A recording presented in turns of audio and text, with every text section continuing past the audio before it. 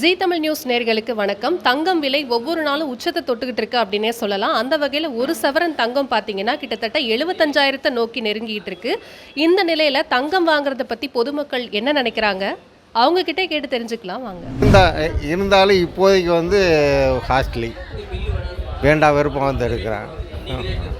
இல்லை இப்போ ஒவ்வொரு நாளும் வந்து இன்க்ரீஸ் ஆகிட்டே போகுது. ஆமாம், கூட்டிக்கிட்டே இருக்குது. எங்கே போய் நிற்கும்னு சொல்ல முடியாது. ஒரு சவரன் 1 lakh கூட வரும் அப்படின்னு போனாலும் போகிறதுக்கு ஆச்சரியம் நேரம் நகை ரேட் எவ்வளோ குறைஞ்சா நல்லா இருக்கும்? குறைஞ்சா உங்களுக்கு குறையணும். குறைஞ்சாதான் நல்லாயிருக்கும். எவ்வளோ குறைஞ்சா நல்லா இருக்கும்? மினிமம் அவ்வளோதான் 5 ரூபா இருந்தால் சரி. அப்புறம் இப்போ 9 ரூபாய்க்கு போயிடுச்சு உயர்வு.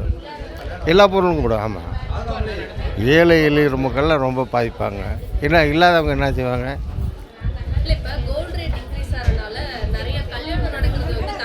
கல்யாணம் நடக்கிற தடைன்னு இல்லை, சிரமப்பட்டு செய்வாங்க. தடைன்னு கிடையாது. இப்போ 9 ரூபாய்க்கு வந்துடுச்சு, அதுக்காண்டி வாங்காமல் இருக்காங்களா? வாங்கிதான் ஆகணும். தடை அதுக்குன்னு தடை கிடையாது. சிரமப்பட்டு செய்வாங்க, விருப்பம் இல்லாமல் வேண்டா விருப்பம் செய்கிறது. ஆமாம், அப்படிதான். ஆமாம், அவங்க தான் அடைக்கும். வாங்கி தான் ஆகணும், வேறு வழி இல்லையே. கூடுறதுனால வாங்காமல் இருக்க முடியாது. எவ்வளோ இருந்தாலும் வாங்கி தான் ஆகணும். சுமையாக தான் இருக்கும். சுமை, கடுமையான சுமை.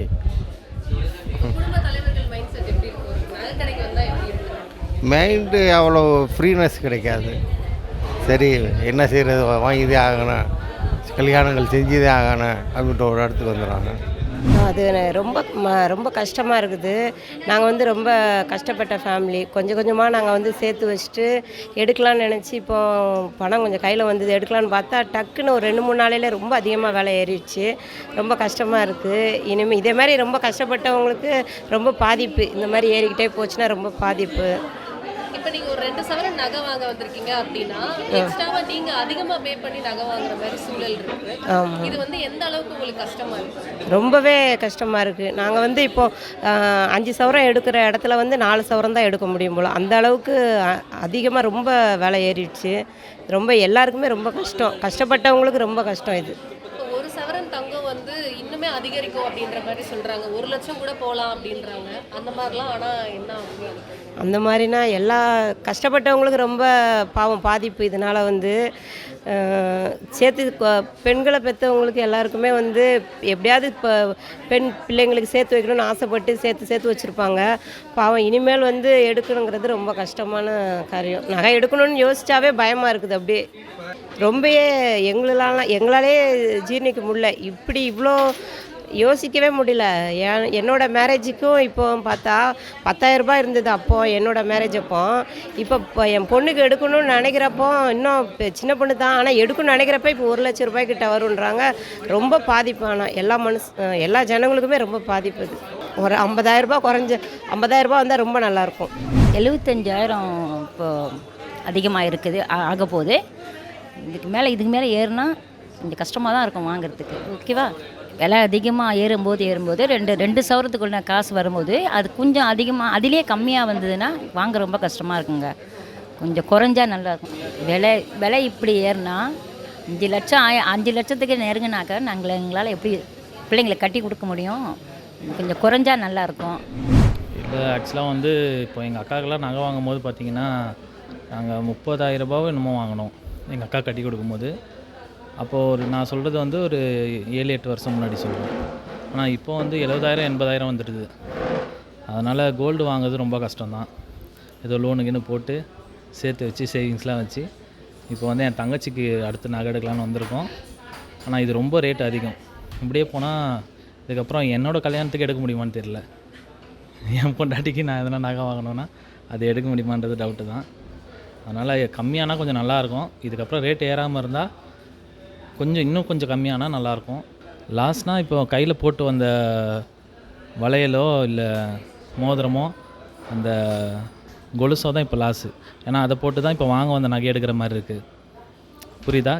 காசு இல்லைன்னு சொல்லி இப்போ கையில் இருக்கிற வெள்ளியை போட்டு நாங்கள் எக்ஸ்ட்ரா காசு போட்டு எடுக்கிற மாதிரி இருக்குது. நாங்கள் ஒரு 2 சவரத்தில் ஒரு செயின் எடுக்கலான்னு வந்தோம்.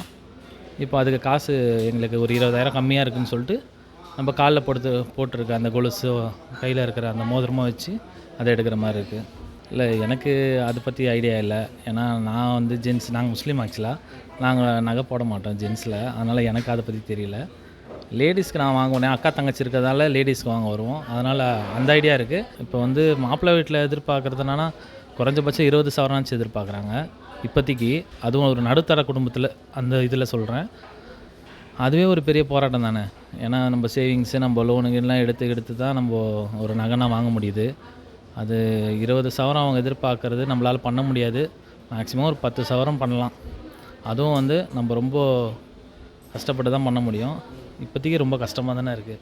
கோல்டு ரேட்டு ஒரு 40,000 ரூபாய் தான் நல்லாயிருக்கும்னு நினைக்கிறேன்.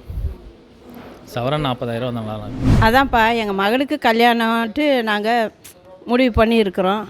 இப்போ நாங்கள் இது இப்படி ரேட்டு ஏறிக்கிட்டே போனால் எங்களை மாதிரி நடுத்தர ஆளுங்கள்லாம் என்ன பண்ண முடியும்? இதுக்கு ஒரு எல்லையே கிடையாதா? போயிட்டே இருக்குது. இருக்கப்பட்டவங்க வாங்குவாங்க, இல்லாதவங்க என்ன பண்ணுவாங்க? தானே ஏறினா பிள்ளைங்களுக்கு கல்யாணமே ஆகாது. என்ன பண்ண முடியும்? எல்லாருக்கும் கவரிங் தான் போட்டு அனுப்பணும். அப்புறம் அதுவும் மாப்பிள்ளை வீடு ஒத்துக்கணும். அவங்க எவ்வளோ கொடுத்தாலும் வாங்குவாங்கப்பா. அது விலை ஏறினாலும் சரி இறங்கினாலும் சரி, அவங்களுக்கு தேவை என்ன? நகை போடணும். எங்களை மாதிரி நடுத்தர ஆளுங்க என்ன பண்ணுவாங்க? இதெல்லாம் யோசனை பண்ணணும் இல்லையா? இப்போ ரேட்டு ஏற்றுறாங்களே, உட்காந்துக்கிட்டு மேல் இடத்துல ஏற்றுறாங்களே, அவங்க கொஞ்சம் யோசனை பண்ணணும். இல்லாதவங்க என்ன பண்ணுவாங்கன்னு. இப்போ பிள்ளைங்கள வச்சு நாங்கள் கஷ்டப்படுறோம்ல, நாளுக்கு நாள் இப்படி ரேட்டு ஏறிக்கிட்டே போனதை என்ன பண்ணுறதுன்னு. பொம்பளை பிள்ளைங்க வச்சுக்கிறவங்க சரி, ஆம்பளை பிள்ளைங்க வச்சுருந்தாலும் சரி, கஷ்டம் தானே. அதெல்லாம் யோசனை பண்ணல. இப்போ என் கல்யாணத்துக்கெல்லாம் 4,000 ரூபாய்ப்பா. ஒரு சவரம் 4,000 ரூபாய். இப்போ பாருங்கள், 4,000 எங்கே இருக்குது? இப்போ 70,000 கிட்ட வந்துருச்சு. அதெல்லாம் நினைக்கும் போது ரொம்ப கஷ்டமாக இருக்குது. பொம்பளை பிள்ளைங்கள கலராக சேர்க்கணும் இல்லையா? நகை ஏறுதோ ஏறலையோ, மாப்பிள்ளை வீட்டில் பிரச்சனை கிடையாது. பொண்ணுங்க வச்சுருக்கிறவங்க தான் ரொம்ப கஷ்டப்படுறாங்க. இப்போ நகை ரேட்டு எவ்வளோ குறைஞ்சா நல்லா இருக்கும்னு நீங்கள் நினைக்கிறீங்க? நான் நினைப்பேன் என் காலத்தில் இருக்கிற மாதிரியே குறையணுன்னு. அது நடக்காத காரியம் இல்லையா? ஒரு அளவுக்கு என் பெரிய பொண்ணு கல்யாணம் பண்ணிட்டு கொடுக்கும்போது 23 33 இருந்துச்சு இல்லையா? அந்த ரேட்டுக்கு வந்தால் கூட எனக்கு பரவாயில்ல. கல்யாணம் ஆமாம் தடைப்பட்டு போய் கிடக்குதே. அவங்க கேட்குறாங்க, இப்போ இப்படி ஏறி போச்சு, நாங்கள் 10 சவரம் போடுறோன்றோம். இப்போ விலை ஏறினதில் நம்மளால் போட முடியாது. அப்போ நம்மளுக்கு தானே அது கஷ்டம். இது வந்து மாப்பிள்ளை வீடும் புரிஞ்சுக்கணும். விலைவாசி ஏறிட்டே இருக்குதே, நம்ம அதே இதில் நம்ம நிற்கக்கூடாதுன்னு அவங்களுக்கும் கொஞ்சம் தெரியணும் இல்லையா? தெரியணும் இல்லையா? இப்போ காசா வச்சிருந்தா வந்து காசுக்கு மதிப்பு கம்மியா இருக்குன்னு நகை வந்து வாங்கினா கொஞ்சம் லாபம் அப்படின்னு நினைக்கிறாங்களா? அதனால் ஏறுதோ எதனால் ஏறுதுன்னு தெரியல. இதில் யாருக்கு லாபம்னு தெரியல. இப்படி ஏறினே போது எங்களை மாதிரி ஆளுங்க தினந்தோறும் அழுதுட்டு இருக்கிறோம். பொட்டை பிள்ளைங்களை வச்சுருக்குறோம். என்ன பண்ணுறது ஏது பண்ணுறது ஒன்றுமே புரியலையே. விற்கிற விலைவாசியில் எப்படி அவங்கள கரை சேர்க்கறது அப்படின்ற பல யோசனை பல சிந்தனையில் இருக்கிறோம். ஏதோ குருவி சேர்க்குற மாதிரி நாங்கள் சிறு சேர்த்து ஏதோ ஒன்று வாங்கலான்னு வந்து இமயத்தை தொற்றும் போல் இருக்குது. அப்படி இருக்குது விலைவாசி. அதாவது ஏறுமா இறங்குமா? இன்னும் ஏறுனா சொல்லவே வேண்டாம். இன்னும் ஏறுனா நாங்கள் என்ன சொல்கிறதுனே தெரியல எங்களுக்கு. தினந்தோறும் அழுதுட்டு தான் இருக்கணும். என் பிள்ளைய எப்படி கரை சேர்க்க முடியும் அப்படின்னு சொல்லிட்டு. இது ஏற்றுறவங்க கொஞ்சம் பார்த்து இல்லாதவங்கள பற்றி யோசனை பண்ணணும்.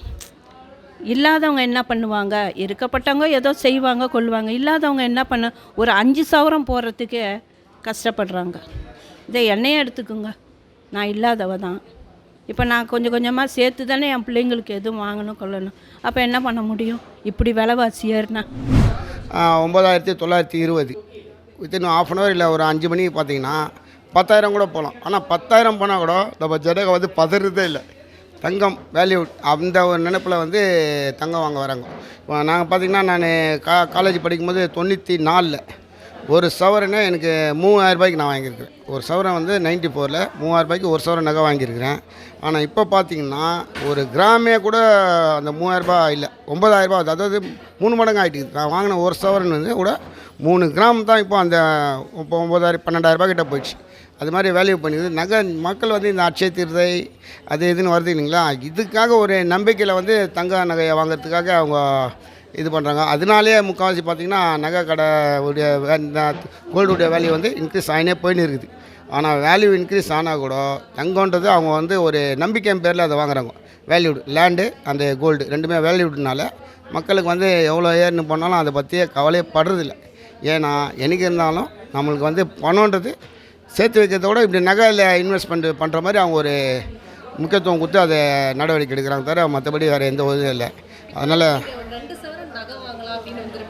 நாங்கள் நாங்கள் வந்து இப்போ வந்து இல்லைடா எங்கள் நகையெல்லாம் கொடுத்து ஒரு 2.5 சவரன் நகை எடுக்கலான்னு தான் சொன்னோம். ஆனால் ஃபஸ்ட்டு வந்து நாங்கள் எடுத்துன்னு வந்த நகையெல்லாம் போட்டு வேல்யூ பண்ணும்போது அவங்க என்ன சொன்னாங்கன்னா 2.5 சவரம் இடம் தாராளமாக நீங்கள் எடுக்கலாம் அப்படின்னு. ஆனால் இப்போ எல்லாத்தையும் அதில் இருக்கிற அரக்கு அது எல்லாம் பழைய நகைங்களை உருக்கிட்டு அதெல்லாம் பார்க்கும்போது பார்த்திங்கன்னா 2 சவரம் நான் 2.5 எடுக்க வந்தவங்க இப்போ நாங்கள் 2 சவரம் எடுத்தால் மீண்டும் 12,000 நாங்கள் கட்ட வேண்டியதாகுது. அது மாதிரி என்ன ஆகுதுன்னா, ரெண்டாவது இன்னொன்றுனா பியூரிட்டின்னு ஒன்று பார்க்குறாங்க. அதாவது ஒரு 25-35 வருஷத்துக்கு முன்னாடி அவங்க வாங்கின ஒரு நகை இப்போ அந்த மிஷினில் வச்சு பார்க்குறாங்க. அது என்னென்னா பியூரிட்டி கம்மியாகுதுன்றாங்க. அப்போது பழைய நகையுடைய தரத்தை இப்போது இருக்கிற நவீன காலத்துக்கு அது பியூரிட்டி இல்லைன்றாங்க. என்னென்னா மிஷினுடைய அட்வான்ஸ் அதை வச்சு தான் அவங்க சொல்கிறாங்க. 916 அது இதுன்றதுலாம் அந்த காலத்தில் இல்லை. இப்போ அது வேல்யூடுன்னு சொல்லி 916 இது மாதிரி ஒரு சில காரணங்களுக்காக அவங்க வேல்யூ இன்க்ரீஸ் பண்ணி போகிறாங்களே தவிர கொஞ்சம் கூட கம்மியாக ஆகலை. நகை வேல்யூ கம்மியாக இருந்தால் தான் மக்கள் வந்து இன்னும் கொஞ்சம் இப்போ கல்யாணம் பண்ணுறவங்களாம் பார்த்திங்கன்னா பொண்ணு வச்சுன்னு கல்யாணம் பண்ணுறவங்களாம் ரொம்ப அவங்க என்ன சொல்கிறதுன்னு தெரியல.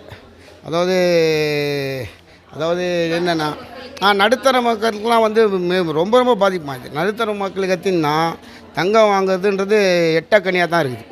அவங்க தங்கம் வாங்குறதெல்லாம் ரொம்ப யோசிக்க வேண்டிய சூழ்நிலை இருக்காங்க. அவங்களாம் எப்படி குழந்தைங்களுக்கு கல்யாணம் பண்ணி பொண்ணுங்களை வச்சுருக்கிறவங்க பார்த்திங்கன்னா எப்படி கல்யாணம் கொத்தி கொடுப்பாங்கன்றதே கொஞ்சம் சிரமம் தான் ஆகும். ஏன்னா அந்த சூழ்நிலை இப்போ வந்துட்டு இருக்குது. இதுக்கு காரணம் என்னன்னா மக்களுடைய ஃபஸ்ட்டு சொல்லணுன்னா தங்கத்தில் இன்வெஸ்ட் பண்ணணுன்ற ஒரு அறியாமை ஒன்று. ரெண்டாவது பார்த்திங்கன்னா பணத்தட்டுப்பாடு அதிகமாக இருக்குது மக்களுக்கு. அது ஆனாலும் ஒரு கிராமாவது அந்த அட்சய திருதி அது இது வரணுன்ற ஒரு சில காரணங்களுக்காக தான் நகை கடையை நாடி வராங்களே தவிர வேறு எந்த காரணத்துக்காக வரலை. அது ஒரு சார் இப்போ இருக்கிற வேலையை பார்த்திங்கன்னா இப்போ அவங்க என்ன வேலையை போட்டுக்கிறாங்கன்னா இப்போ எப்படியும் ஒரு கிராம் வந்து 9,200. அதான் சொல்கிறேன், ஜனங்களுக்கு வந்து 5,000 ரூபாய் ஒரு கிராம்னு வந்தால் கூட ரொம்ப வேல்யூவாக இருக்கும். ஏன்னா 5,000 மினிமம் ஓரளவுக்கு லாப நோக்கத்தோடு அவங்க இன்வெஸ்ட் பண்ணுறதுக்கு ஈஸியாக இருக்கும். மற்றபடி வந்து காணா 5,000 கம்மி ஆகுமா இல்லை இருக்கோ 10 பல்லடு கூட போகலாம் போல். போன வருஷம் இருந்தது. ஏன் போன வருஷம் வேணாமா 2 வருஷத்துக்கு முன்னாடி பார்த்திங்கன்னா சவரன் 46,000 ரூபாய் இருந்தது. இப்போ அப்படியே டபுள் ஆகிருக்குது, ட்ரிபிள் 1,00,000 சில்லறக்கிட்ட சவரம் போகுது. நாங்கள் ஒரு 3 வருஷத்துக்கு முன்னாடி எங்களுடைய மச்சின்சுடைய கல்யாணத்துக்காக நகை இது பண்ணோம். அப்போ 46,000 தான் சவரம். எப்போது 2023 46,000 ரூபாய் இருந்தது. இப்போ பாருங்கள் 2 வருஷத்துக்குள்ளேயே அப்படியே ட்ரிபிள் ஆகிடுச்சு. இது வந்து ஜனங்க உண்மையிலேயே ரொம்ப வந்து மிரண்டு போய்க்கிறாங்கன்னு தான் சொல்கிறோம். தங்கம் வந்து ரொம்ப ரொம்ப வேல்யூடான பொருள் தான். இருந்தாலும் மக்களுக்கு வந்து பணம் நடமாட்டம் வேல்யூன்றது இருக்கணும் இல்லையா? அது இருந்தால் தானே மக்களுக்கும் ஒரு நகை வாங்கணும் கொள்ளணும், அவங்க பொண்ணை பற்றி வச்சுக்கிறவங்களுடைய கனவுலாம் நிறைவேறணும் இல்லையா?